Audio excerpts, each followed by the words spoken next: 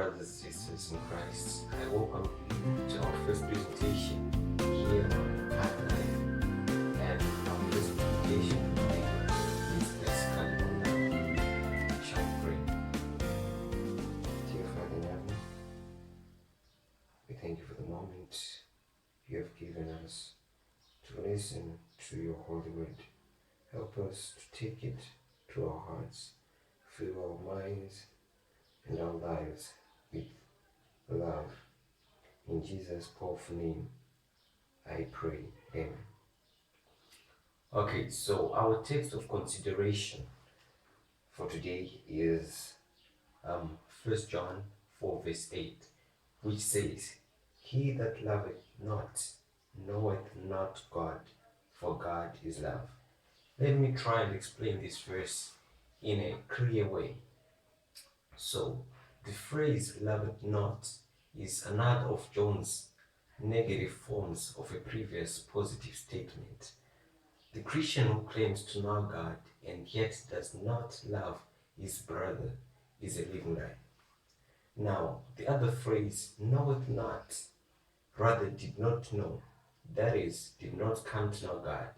It is impossible to come to a knowledge of God without beginning to love our fellows.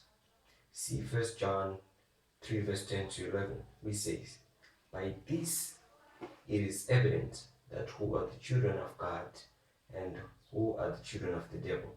Whoever does not practice righteousness is not of God, nor is the one who does not love his brother. For this is the message that you have heard from the beginning, that we should love one another." In other words, John might have said, "Who does not love is not born of God," but he chooses to stress the fact that such a man has not even known God, and thereby covers the issue of not having been born from God. Another the phrase God is love. The Greek construction does not make God and love identical as the English translation may appear to do. Rather, love is set forth as an essential quality or attribute of God. The decisive proof that a man loveth not lacks knowledge of God is contained in the phrase, "God is love." He who does not love proves that he is not personally acquainted with the basic quality in God's nature. In his simple but sublime statement, John reaches the zenith of the Christian belief. Now, to the heathen, if there is a supreme deity, he is far off being with little interest in his worshippers, whereas many malignant spirits are at hand, so they ignore the God of heaven and seek to placate the devils. In certain religions, God is an all-pervading mind indifferent to human needs, and hope is centered upon man's becoming a nothingness in universal non-being. The nominal Christian all too often sees God as an ego tyrant who needs to be placated by prayers and penances or pleadings of his son. The ancient Jews sometimes mistakenly thought God as a tribal deity who favored only his own people, and they thought of him as possessing magnified forms of their own selfish ambitions and cruelties.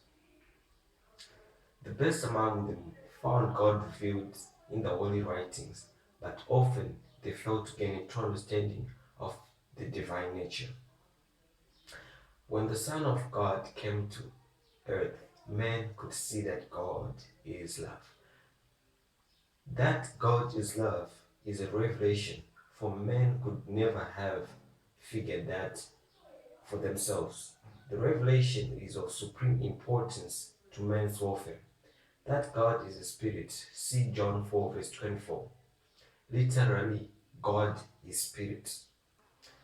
This verse is very important, but it tells nothing about the possibility of our enjoying happy relations with such a God. That God is light, 1 John 1 verse 5 is intellectually satisfying, but the thought of an all-pure, all-seeing God may bring fear rather than comfort. But when we learn that God is love, fear is replaced by trust, and we confidently place ourselves in the hands of our Heavenly Father, knowing that He careth for us. That God is love also implies that there is no time when He has not been or will not be love. His nature never changes. Love has been His dominant quality since the beginning. We may prove that for ourselves, for as Charles Wesley says when talking about his relationship with God, through all eternity to prove thy nature and thy name is love. That's from the Oxford Book of Christian Verse, chapter 332. The statement that God is love is of infinite value in understanding the plan of salvation that sin had and the angels as well as to fallen men. Only love would be interested in gaining the cheerful voluntary service of those who were free to go their own way. And when sin came, only love could have the patience and the will to devise a plan that would enable the infants to come to a full understanding of the great controversy between God and evil, and thus ensure against any further uprising of self-seeking and hate.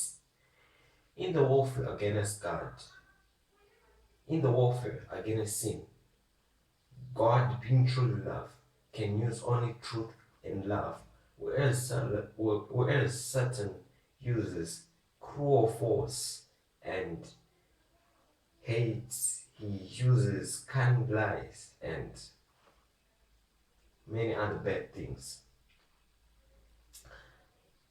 Only love and powers, only love could inspire the plan that would permit the Son to first redeem the human race from the guilt and power of sin by his earthly life, death, and resurrection, and then to become the head of a new and sinless race. By his very nature, God was impelled to devise and carry out this amazing plan. 1 John 4 verse 7. Beloved, let us love one another, for love is born from God. Brethren, I urge you from today onwards, love one another.